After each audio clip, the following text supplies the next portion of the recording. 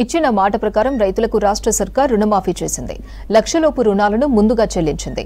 ఇక ఆగస్టు 15 వరకు 2 లక్షల రుణమాఫీ చేయనుంది సర్కార్. రుణమాఫీ కృతజ్ఞత సభను వరంగల్లో నిర్వహించేందుకు ఏర్పాట్లు చేస్తోంది.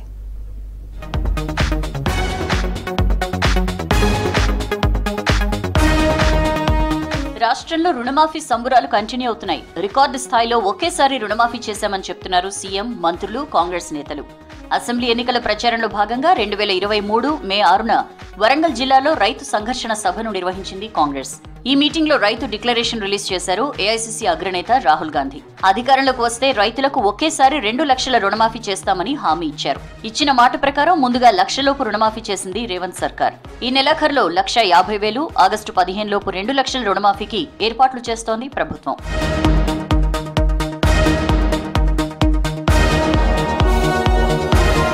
అన్నదాతలకు హామీ ఇచ్చినట్లుగా రుణమాఫీ చేస్తున్నామని రాష్ట్ర వ్యాప్తంగా సంబురాలు చేస్తున్నారు హస్తం నేతలు. ఇందులో భాగంగానే ఈ నెలాఖరులో వరంగల్లోని arts and science college grounds లో భారీ బహిరంగ సభకు ప్లాన్ చేస్తోంది కాంగ్రెస్.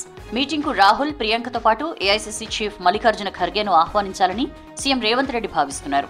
సీఎం రేవంత్ తో పాటు డిప్యూటీ సీఎం భట్టి, మంత్రులు శ్రీధర్ బాబు, ఉత్తమ్ ఢిల్లీ వెళ్లి పార్టీ అగ్రనేతలను ఆహ్వానించనున్నారు.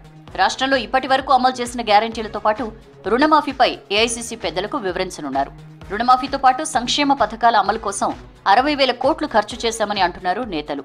ఈ నెలాఖరున నిర్వహించే కృతజ్ఞత సభకు రావాలని ఢిల్లీ పెద్దలను కోరనున్నారు.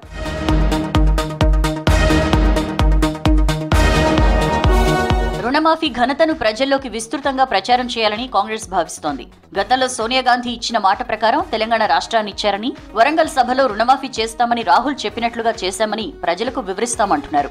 7 నెలల కాలంలో తెలంగాణలో చేపట్టిన పథకాలను దేశవ్యాప్తంగా ప్రచారం చేసే పనిలో పడింది రేవంత్ సర్కార్. తెలంగాణ మోడల్ను దేశానికి వివరించాలని ప్లాన్ చేస్తోంది.